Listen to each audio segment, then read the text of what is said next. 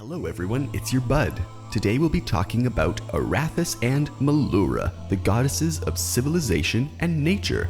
Their relationship is a tempestuous one, like the very tempest that Melora so represents, the tempest of nature, wilderness, and the sea, who teaches not to ignore the savagery of life and not to fear or condemn nature for that very savagery. Erathis, on the other hand, represents the desire to tame the wilderness, to build and uphold the spirit of invention, creating new colonies and cities, ever expanding the laws of Erathis. Melora and Erathis were both on the side of life and light during the Dawn War and sought to do good for others, and in the pursuit of this, the two came together in unity of purpose.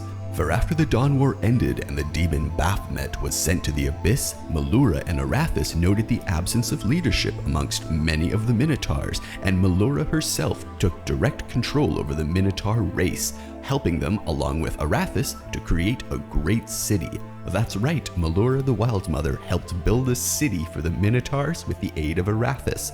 But then the cult of Baphomet's followers were gaining greater power and influence in the city, corrupting it from the inside out, and Melora felt that she had no choice but to destroy the city, and not in a subtle, gentle way. No, she partnered with Cord, I believe, and she used a volcano. This ended the closeness shared by the two goddesses and soured the impression of Melora to the entire race of Minotaurs, who to this day hold the city's destruction against her. So calling Melora the Tempest really is fitting, isn't it? Now, when I first learned of these two, of Melora and Erathis, I had one thought, and that was about a statement made in a series of videos about Kali. In the series, there's one statement that I'll paraphrase here as, "If one was nature indifferent to the mind, then the other embodied the mind that is independent of nature." This is a paraphrase of a statement discussing Kali and Shiva, and though there are many details that do not quite fit with Melora and Erathis, I find this to be the best way to discuss them. One is the result of our human ingenuity, that is the very part of our nature, yet the other is nature that is indifferent to that very ingenuity. Our intelligence has no benefit to the natural world. In fact, it could be argued that the more we value intellect, the less we really rely on instinct. Melora is the tempest and teaches not to deny the savagery of nature, and Erathis, on the other hand, desires her followers to invent and to colonize and to tame the wilderness. Now, I highly recommend the video series on Kali, and there will be a picture up here with a link to one of the video's names. Though I don't agree with all the interpretations in the video series, I found many things to ponder and think of. I can't remember how many years ago I stumbled onto this, but it's a great series and there's so much to learn in it. Now, getting back to the topic at hand, there's a split between intellect, instinct, and intelligence, and all are valuable tools for life. Balance truly is the best option, but to balance all three, you must first understand their intricacies, strengths, and weaknesses, and that is where the relationship between Melora and Erathis gets, well, a bit tempestuous. I most likely have already displayed this image that you're seeing right now. However, I was also reminded of Aeon Flux. Spoilers, spoilers, spoilers.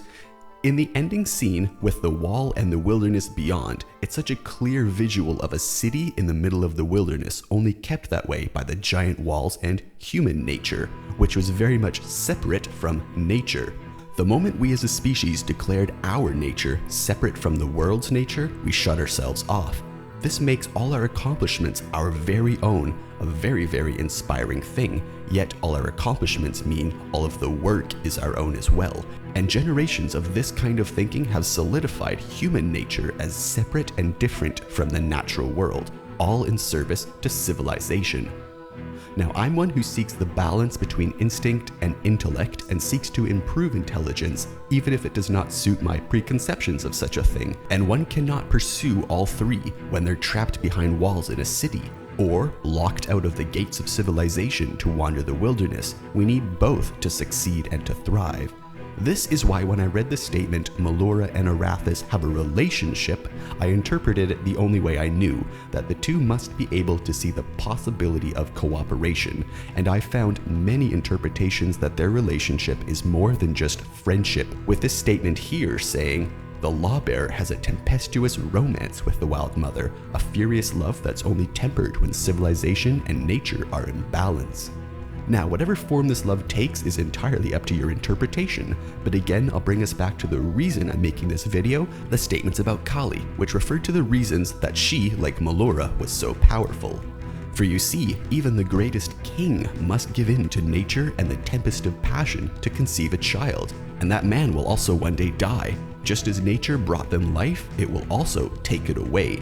Intelligence, wisdom, and human accomplishments are meaningless in the wild of nature, and our birth, deaths, and moments of passion are all proof of humanity's duality and nature's necessary hold, the only thing that keeps our species going.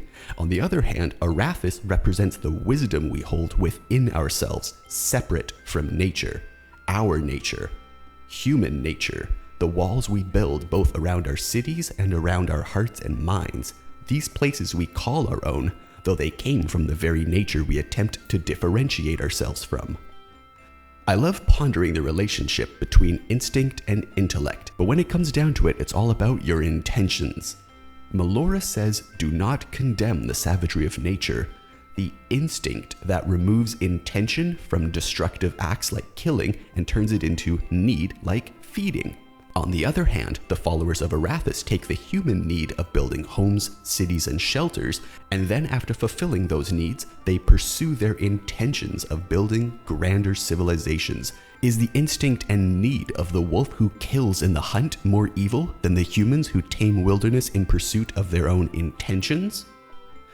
So I hope you now have a better understanding of the relationship between Melora and Erathis. I find it to be an endlessly interesting topic, and when I went to search for videos on YouTube for Erathis, I was surprised to see that none existed or none that I could find. I mean, sure, there's videos discussing all of the gods and goddesses in big lists, and Erathis is there, but there's not a dedicated video on YouTube to the goddess herself, and I felt that instead of a video just for her, that I could more easily confer her importance and character to you while discussing her relationship with Melora.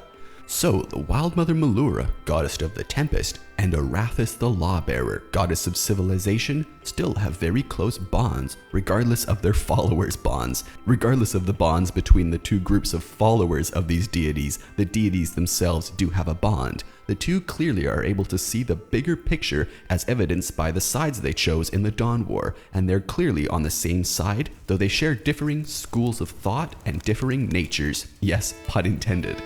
So if you want to know more about these two goddesses, then just ask. I'm happy to make another video on this topic.